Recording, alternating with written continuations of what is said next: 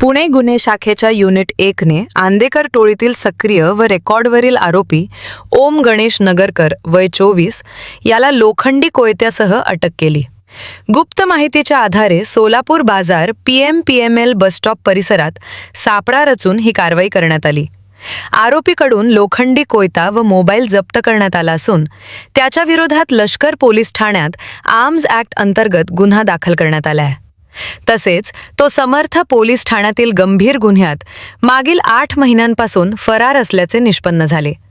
ही कारवाई पोलीस आयुक्त अमितेश कुमार, सहपोलीस आयुक्त संजय दराडे, अपर पोलीस आयुक्त तेजस्वी सातपुते, पोलीस उपायुक्त गुन्हे गौहर हसन आणि सहाय्यक पोलीस आयुक्त शैलेश संखे यांच्या मार्गदर्शनाखाली करण्यात आली.